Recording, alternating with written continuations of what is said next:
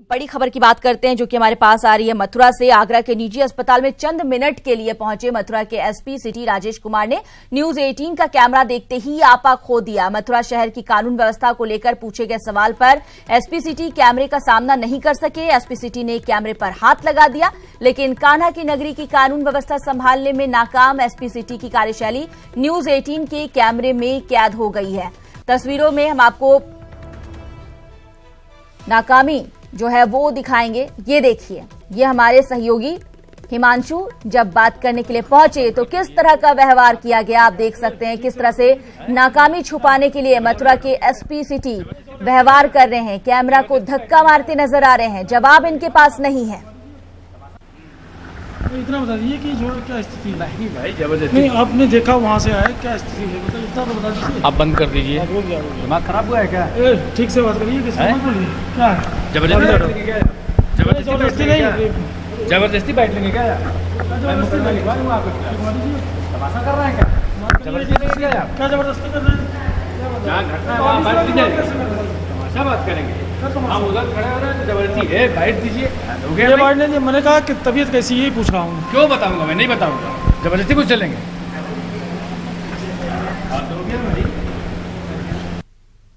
मथुरा में कानून व्यवस्था ध्वस्त हो चुकी है और एसपी सिटी की कार्यप्रणाली पर बड़ा सवाल उठा है। एसपी सिटी राजेश यहां आए और चेहरा दिखा करके चले गए। जब उनसे न्यूज 18 की टीम ने बात करने की कोशिश की तो वह कैमरे पे उन्होंने हाथ रखा और चले गए। तो कुल मिलाकर रस्मदागी की है। इतनी बड़ी घटना जहां होना चाहिए था उनको, वहां वह अपना चेहरा दिखा करके यहां से रवाना हो गए हैं। कैमरामैन बंटी के साथ हिमांशु त्रिपाठी, न्यूज 18 आगरा। हमारे साथ हमारे सहयोगी हिमांशु इस वक्त फोन लाइन पर भी जुड़ गए। हिमांशु, अधिकारियों से जब सवाल किया जाता है तो कैमरे में हाथ मारते हैं, क्या अपराधियों को पकड़ने के लिए, आरोपियों को पकड़ने के लिए भी कुछ किया जा रहा है? जी, अभी तक नाकाम है मथुरा पुलिस और यही सवाल किया गया था एसपी सिटी से।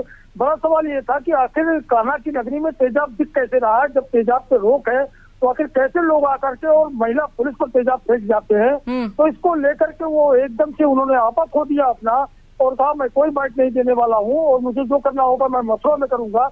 उसके बाद ये तुरंत वहां से रवाना हो गए। मुश्किल से 10-20 मिनट रहे होंगे वहाँ। उसका एक तरह से आप कह सकती हैं रस्मदागी करने आए थे वो। और जैसे ही कानून व्यवस्था से जुड़ा सवाल न्यूज 18 ने पूछा तो उन्होंने न्यूज 18 के कैमरे पे हाथ रखा। और बिल्कुल हिमांशु, उनके पास कोई जवाब नहीं था। आखिर कैसे वो बताएंगे कि जिन पर सुरक्षा की जिम्मेदारी है वही अगर इस तरह के विक्टिम बन जाए, उन्हीं पर हमला हो जाए और पुलिस कुछ नहीं कर पा रही है, तो जवाब क्या देंगे? जी, तो उसी को लेकर के पूछा गया था इनसे, तो इससे इनके पास कोई जवाब नहीं था और जवाब देने की बजाय इन्होंने कैमरे पे हाथ रखने की कोशिश की और इनके साथ जो सुरक्षा कर्मी थे वो भी आ गए तत्काल। तो कुल मिलाकर के एक एसपी लेवल के अधिकारी का ये गैर जिम्मेदाराना व्यवहार लोगों को भी आज या वहाँ अस्पताल में जो लोग थे वो भी दंग रह गए और एसपी सिटी चुपचाप चले गए। बड़ा सवाल यही है कि आखिर अपराधियों को पकड़ने की बजाय, तेजाब की बिक्री पर रोक लगाने के बजाय मथुरा के एसपी सिटी इस तरह का व्यवहार करते हैं जो कि शर्मनाक है। जी हिमांशु, क्या इस दुर्व्यवहार के बाद जो उन्होंने किया, जिस तरह से हम देख रहे हैं और हम दिखा भी रहे अपने दर्शकों को कि किस तरह से माइक को धकेल रहे हैं, कैमरे को धक्का मार रहे हैं, आपके साथ बदतमीजी की गई, इसके बाद भी क्या इस मुद्दे पर उन्होंने एक शब्द नहीं कहा, कुछ भी नहीं बताया कि आखिर आरोपी को पकड़ने के लिए क्या किया जा रहा है? जब एसिड बैन है उसके बावजूद वो किस तरह से लोगों तक पहुंच रहा है? आते हैं हिमांशु आपके पास। फिलहाल इस मुद्दे पर बात करने के लिए हमारे साथ लॉ एंड ऑर्डर डीजी जुड़ गए हैं आनंद कुमार जी, उनसे बात करते हैं। आनंद कुमार जी, जिस तरह से अब कांस्टेबल, महिला कांस्टेबल पर हमला हुआ है, आरोपी को पकड़ने के लिए अब तक क्या किया गया है? देखिए, सर्वप्रथम तो मैं ये बता दूं कि ये बड़ी दुखद घटना है। बिल्कुल। और चूंकि ये महिला हमारे पुलिस में है, इसलिए हमारे लिए बहुत संवेदनशील घटना है। लेकिन मैं इतना ये भी आपको बता दूं कि ये निजी कारणों से घटना घटित हुई है, जो अब तक जानकारी है प्रथम दृष्टया। इसी बात को लेकर के किसी के साथ दोस्ती थी और उस दोस्ती के साथ कुछ और भी बातें जुड़ी हुई थी जिसका खुलासा करना उचित नहीं है। लेकिन निजी कारणों के की वजह से ये घटना घटित हुई है, वो दुखित करने वाली घटना है और इसमें कार्रवाई भी फौरी होगी और हो रही है।